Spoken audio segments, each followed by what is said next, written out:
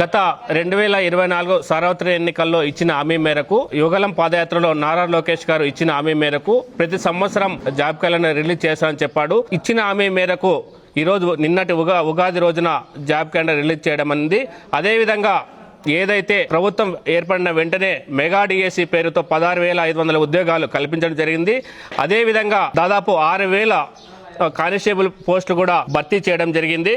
అదేవిధంగా భవిష్యత్తులో కూడా అనేక ఉద్యోగాలు కల్పిస్తానని హామీ మేరకు అనేక పరిశ్రమలు తెస్తూ ఈ రోజు యువతకు భరోసా ఇవ్వడం జరుగుతుంది. థ్యాంక్ యూ లోకేష్ అన్న. ఉగాది రోజున మెగా జాబ్ క్యాలెండర్ కూడా రిలీజ్ చేశారు. ఆ మెగా జాబ్ క్యాలెండర్ లో ఉన్నత విద్యాశాఖలో 1,500 పోస్టులు, హోం శాఖలో 2,778 పోస్టులు, ఇంజనీరింగ్ శాఖలో 750 పోస్టులు, గ్రూప్ 1 గ్రూప్ 2 లో 91 పోస్టులు, 750 పోస్టులు, అలాగే ఇంటర్ ఉన్నత విద్యలో 2,000 చిల్లర పోస్టులు, ఈ అన్ని శాఖల్లో కలిపి 10,060 పోస్టులు నిన్న మెగా జాబ్ క్యాలెండర్ రిలీజ్ చేశారు.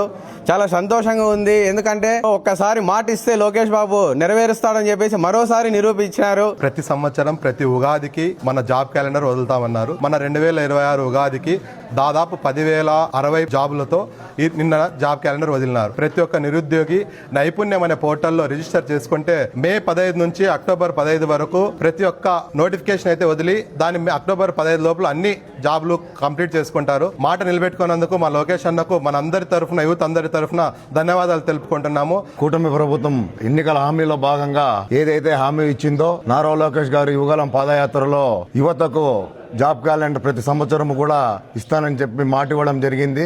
మాట ఇచ్చాడు. మాట నెరవేర్చుకున్న ఘనత నారా లోకేష్ గారికి చెందిందని ఈ సందర్భంగా తెలియజేస్తా ఉన్నాను. ఇది ఉగాది పండుగ కాదు, ఉద్యోగ పండుగగా రాష్ట్ర యువత అందరూ కూడా భావిస్తున్నారని సందర్భంగా తెలియజేస్తున్నాం.